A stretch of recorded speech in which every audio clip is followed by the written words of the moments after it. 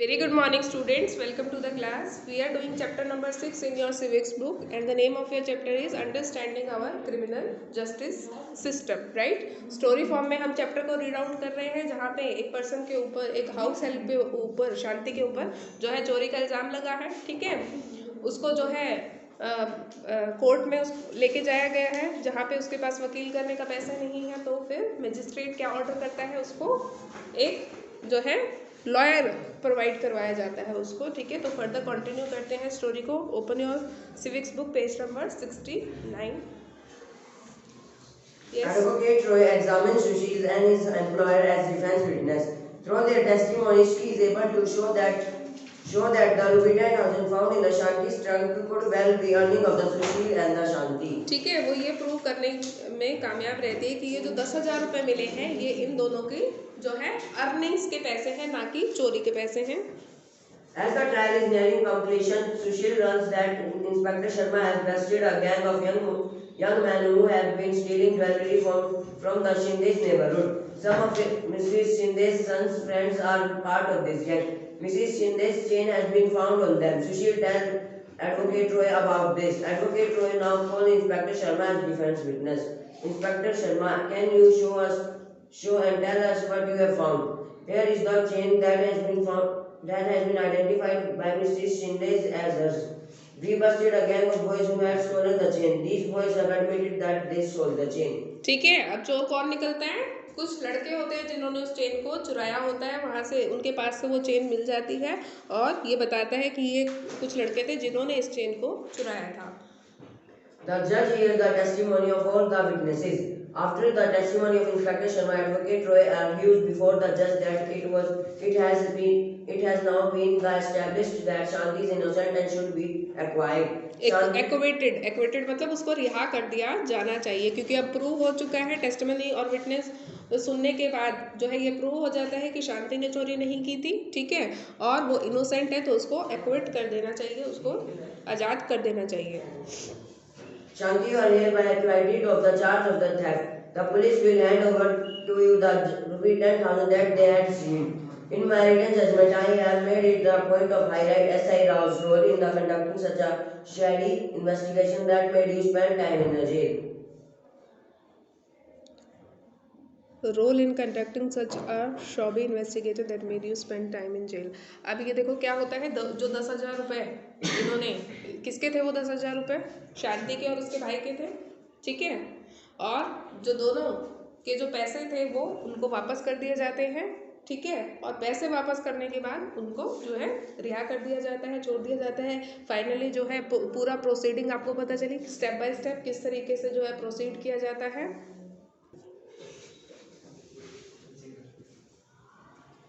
From the above incident, you can see the four key players in the criminal justice system are the police, the public prosecutor, and the defense lawyer, and the judge. ठीक है, 4 main player हैं justice system में.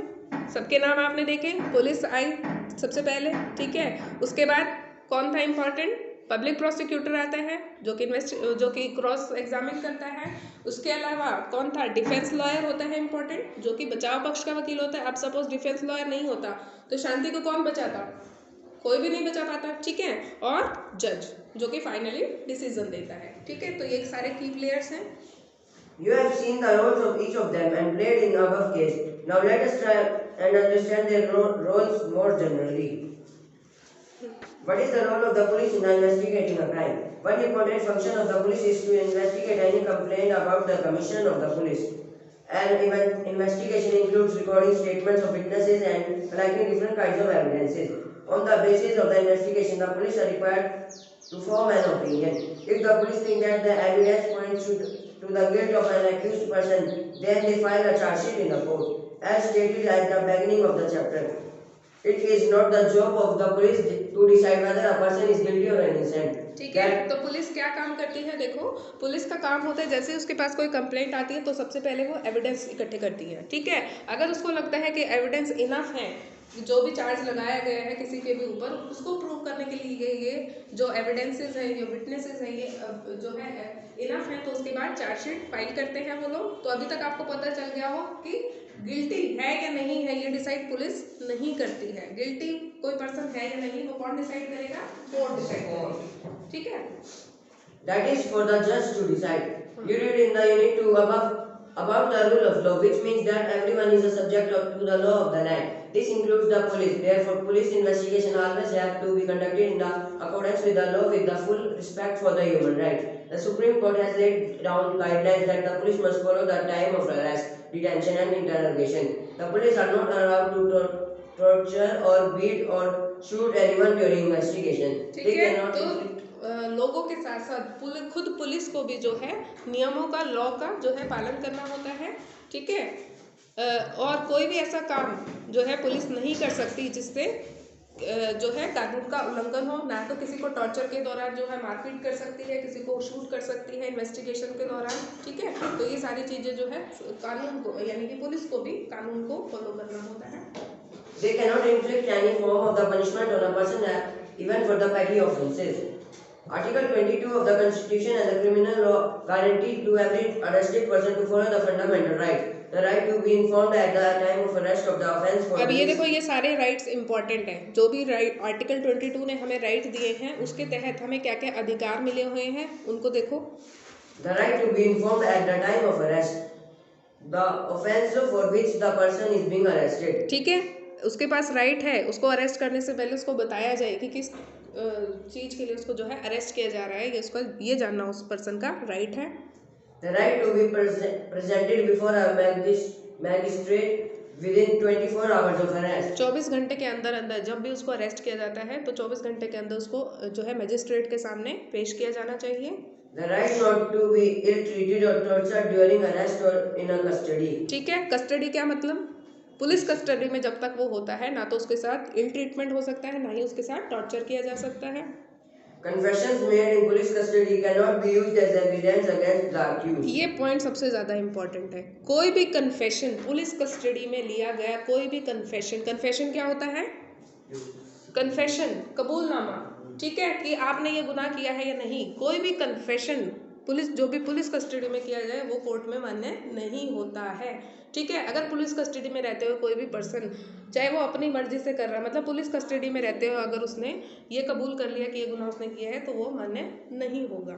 ठीक है, A boy under 15 years of age and woman cannot be called to the police station only for questioning.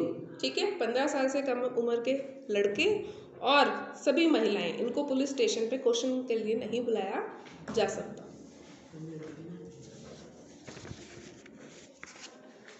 What is the role of public prosecutor? What is the role of public prosecutor? A criminal offence is regarded as a public wrong. What is meant by this is that it is considered to have been committed not only against the affected victims but against society as a whole. Do you remember the case of the dowry death of the Sudha that we read about in previous chapter? The case against the accused Lakshman and his family was presented by the state. That is why the case was called state. देखो, कभी कभी आपने पढ़ा होगा कि cases में क्या लिखा होता है, किसी पर्सन का नाम नहीं होता, स्टेट वर्सेस और एक पर्सन का नाम लिखा होता है। ठीक है, तो स्टेट का मतलब होता है सरकार, और पब्लिक प्रोसिक्यूटर का क्या काम होता है? जो सरकार को रिप्रेजेंट कर रहा है, सरकार की तरफ से केस लड़ रहा है। जैसे डॉरी का केस है, डॉरी के केस में क्या है, क्योंकि डॉरी लेना क्या है, कानून का उल्लंघन है, तो डॉरी के केस में कौन रिप्रेजेंट करेगा? सरकार की तरफ से पब्लिक प्रोसिक्यूटर जो है केस को लड़ेगा कोर्ट में। किस पर्सन के खिलाफ? जिसने दहेज मांगा होगा उस पर्सन को। Delhi administration versus Lakshman Kumar and others.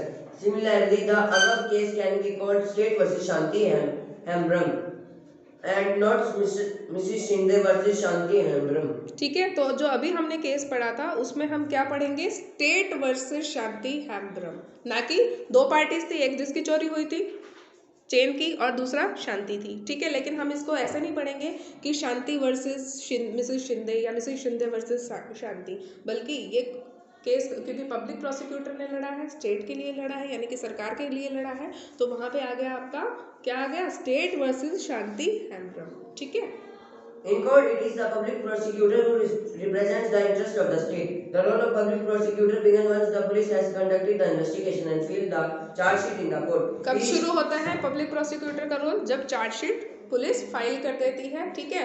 अच्छा, पब्लिक प्रोसिक्यूटर का काम क्या है? पूरे समाज को रिप्रेजेंट करना एक तरीके से, कि समाज में जो भी चीज़ें गलत हुई हैं उसके खिलाफ कोर्ट में जाके केस करना, लड़ना, ठीक। She has no role to play in the investigation. The prosecutor must conduct the production on behalf of the state. As an officer of his court, it is his/her duty to act impartially and present the full and material कौन बोल रहा है class में? witnesses and evidence before the court to enable the court to decide the case. ठीक है, public prosecutor का काम नहीं होता इन्वेस्टिगेशन करना, ठीक है। वो उसका रोल कहाँ से शुरू होता है? कोर्ट के अंदर से शुरू होता है। इन्वेस्टिगेशन का काम किसका होता है? पुलिस का होता है, ठीक है। और पब्लिक प्रोसिक्यूटर ये ध्यान रखता है कि जितने भी फैक्ट्स हैं उनको सही ढंग से और सच्चाई से कोर्ट में पेश किया जाए, ठीक है। रोल ऑफ जज। What is the role of judge? The judge is like an umpire in the game and conducts the trial impartially and in the open court. The judge hears all the witnesses and any other evidence present by the prosecution and the defense. The judge decides whether the accused person is guilty or innocent on the basis of the evidence present and in accordance with the law. If the accused is convicted, then the judge pronounces the sentence. He may send to the person to jail or impose a fine or both, depending on what the law prescribes. ठीक है, जिस तरीके से game में empire होता है उसका काम क्या होता है? दो पार्टीज गेम खेल रही होती हैं, ठीक है, उनके बीच में एम्पायरिंग करना, जजिंग करना, ठीक है। तो जज का काम क्या होता है? जो भी एविडेंसेस लाए जा रहे हैं उसके सामने, ठीक है, जो भी फैक्ट्स लेके आए जा रहे हैं उनके बेसिस पे वो डिसाइड करते हैं कि कोई पर्सन गिल्टी है या गिल्टी नहीं है। पुलिस डिसाइड नहीं करेगी, जज डिसाइड करेगा, क्लियर। और सभी को जो है एक न्याय मिल सके ये एंश्योर करना किसकी जिम्मेदारी होती है? जज की जिम्मेदारी होती है, ठीक है। और जो भी सजा देनी है वो देने का अधिकार भी जज को होता है, कि उसको जेल में भेजना है, ठीक है, किस तरीके की प्रिजनमेंट देनी है, रिगरस देनी है या थोड़ा हार्श देनी है, मतलब बहुत ज़्यादा सख्त उसको कारावास की सजा देनी है, किस तरीके की सजा देनी है, वो सब डिसीजन जो है जज लेते हैं, ठीक है। What is a fair trial? Let us for a moment imagine that might have happened if the judge decided to try Shanti's case very differently. What is the court did not give a copy of a charge sheet and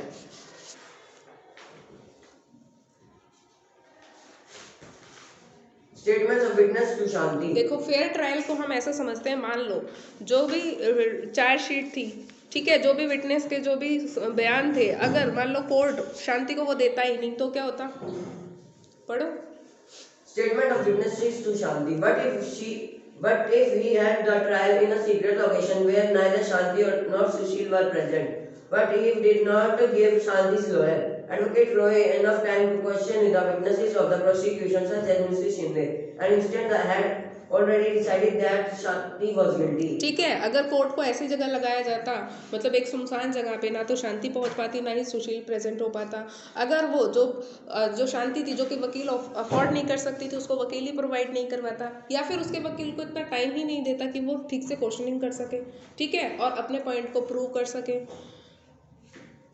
If this had happened, then it would be a case of unfair trial.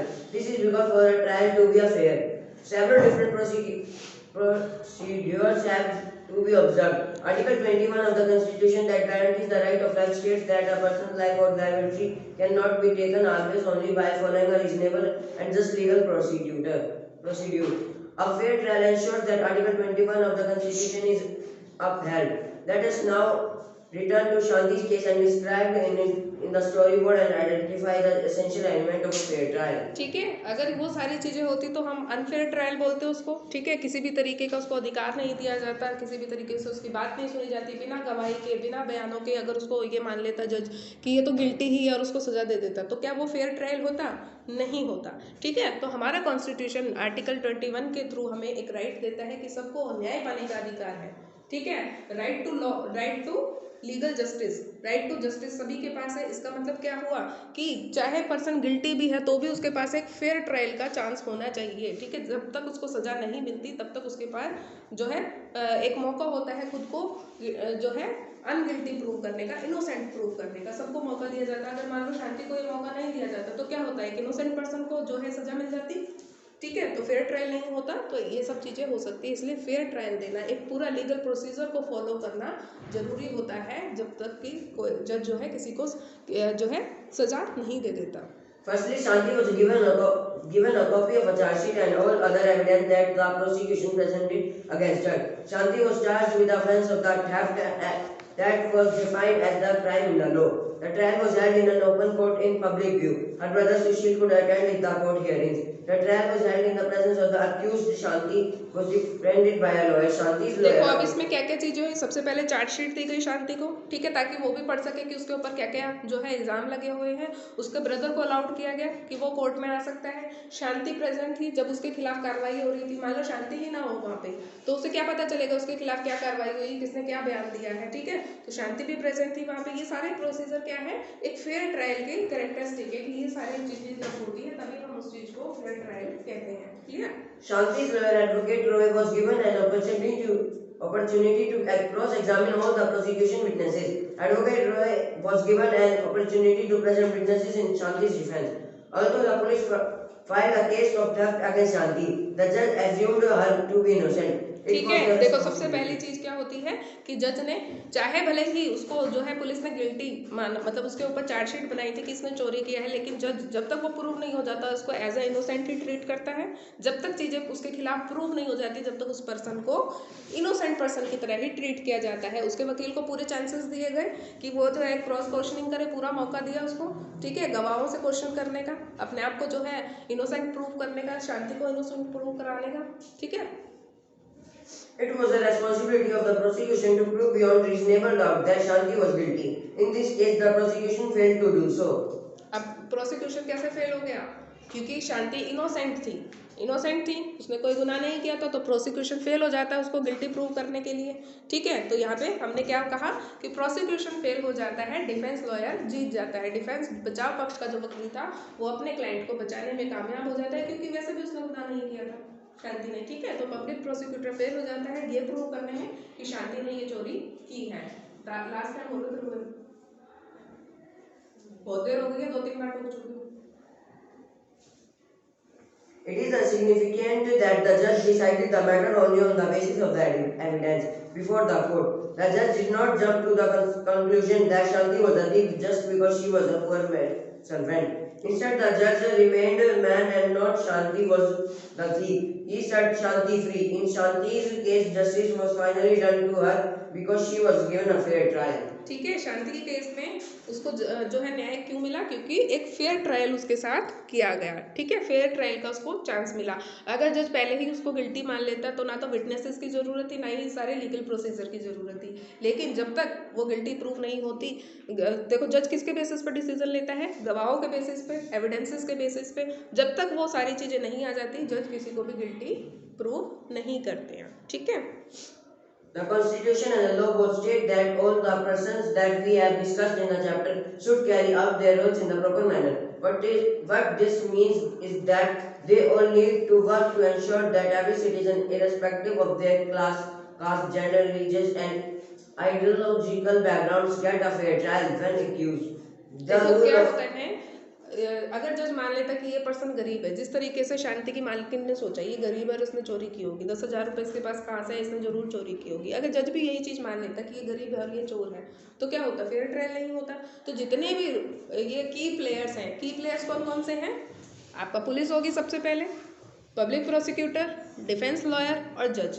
अगर ये सारे अपने अपने and पे सही ढंग से अपने अपने रोल को निभाते हैं, जो भी इनकी ड्यूटीज है उनको करते हैं, तभी फेयर ट्रायल जो है संभव हो सकता है। अदरवाइज अगर कास्ट के बेसिस पे, क्रीड के बेसिस पे, उनके जो है सोशल या इकोनॉमिक बैकग्राउंड के बेसिस पे अगर पहले से ही डिसाइड हो जाए कि हाँ ये ऐसा लग रहा है तो ये ऐसा ही होगा, तो फेयर ट्रायल तो नहीं होगा ना, ठीक है। जरूरी तो नहीं जो गरीब है उसने चोरी ही की हो और जो अमीर है वो इनोसेंट ही हो, ऐसा तो नहीं हो सकता ना।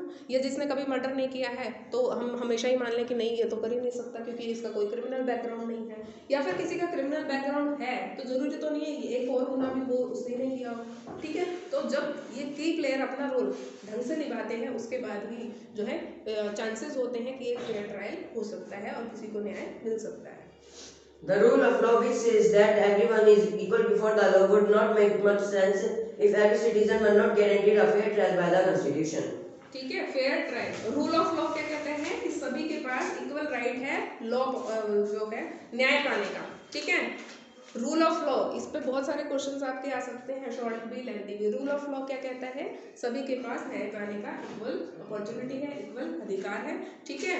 और जब तक ये अधिकार सबके पास है तभी तक हम अपने कॉन्स्टिट्यूशन को जो है प्रोटेक्ट कर रहे हैं। इसका मतलब हम अपने कॉन्स्टिट्यूशन के अकॉर्डिंग एक्ट कर रहे हैं। जो भी अधिकार हमें एज ए सिटीजन मिले हैं वो हमें इंश्योर है, हम उन सब के लिए कि वो हमें मिल रहे हैं। आर्टिकल 21 ही देता है ना ये राइट हमें। आर्टिकल 21 देता है ना हमें न्याय पाने का अधिकार। और जब शांति को क्या मिला? आर्टिकल 21 के अंदर ही न्याय पाने का अधिकार मिला और वो इनोसेंट प्रूव हो पाए। क्लियर? तो की प्लेयर कौन कौन से हैं किसमें? क्रिमिनल जस्टिस सिस्टम में। समझ में आया आपको कौन कौन से की प्लेयर्स हैं जो इम्पोर्टेंट रोल प्ले करते हैं? ठीक है, इनका रोल क्या क्या है, किस तरीके से काम करते हैं, वो सब चीज़ें। तो चैप्टर कंप्लीट है यहाँ पे आपका।